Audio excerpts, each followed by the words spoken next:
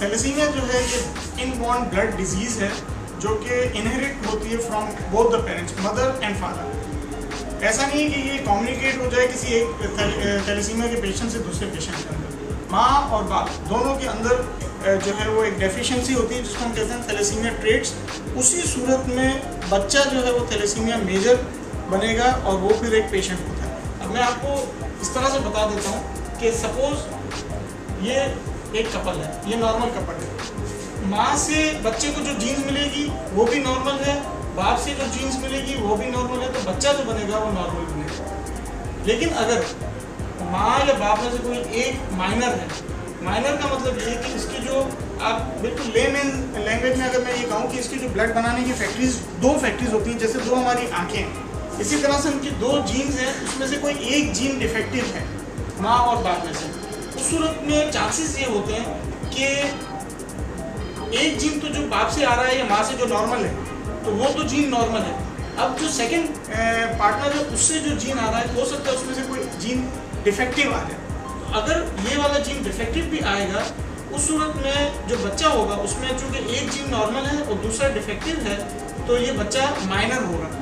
Minor जो है उसका ये मसला होता है कि वो बिल्कुल नॉर्मल ज़िंदगी गुजारता है, उसको कोई प्रॉब्लम नहीं होता सिवाय इसके कि वो आगे डिफेक्टिव जीन ट्रांसमिट कर सकता है अपने ऑफस्प्रिंग के अंदर। अदरवाइज माइनर जो है वो बिल्कुल नॉर्मल ज़िंदगी गुजारता है और ये कोई बीमारी नहीं है।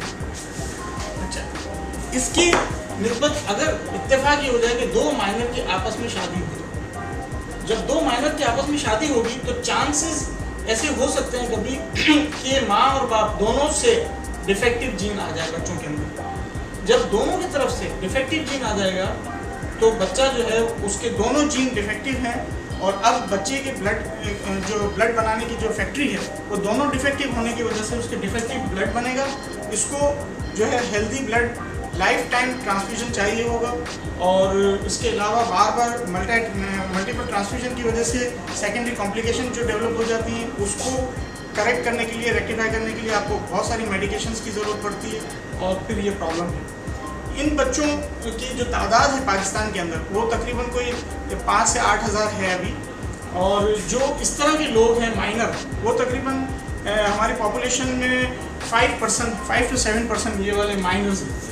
तो इन लोगों को अगर हम आइडेंटिफाई कर लें जो माइनर हैं और उनकी आपस में शादी को हम किसी तरीके से रुकवा लें तो थैलेसीमिया मेजर का कोई बच्चा पैदा नहीं होगा। और थैलेसीमिया मेजर जो है उसकी जो पाकिस्तान के अंदर लाइफ एक्सपेक्टेंसी है दैट इज़ अराउंड 12 ईयर्स। लेकिन हमारे सेंटर में चूँकि उसको बहुत अच्छा मेडिकल केयर मिल रहा है तो हमारे यहाँ एवरेज एज 25 साल है, वेरेज हमारे पास ऐसे भी हैं जो कि 40 प्लस के भी हैं और शादीशुदा हैं, उनके बच्चे भी। तो ये है बहुत ही ब्रीफली थैलेसीमिया को अगर समझाया जाए तो इसको बहुत आराम से रोका जा सकता है, जिसके लिए फैसल भाई ने जो है वो और इनके इदारे ने बहुत बड़ा काम किया। मैं समझता हूँ कि पूरे पाकिस्तान में इन्होंने अपनी तमाम एम्बुलेंस के पीछे थैलेसीमिया अवेयरनेस के लिए एक बैनर लगाया है और लोगों को ये बताया कि थैलेसीमिया से बहुत आराम से बचा जा सकता है। जब दूसरे ममालिक बच सकते हैं तो पाकिस्तान क्यों नहीं बच सकता।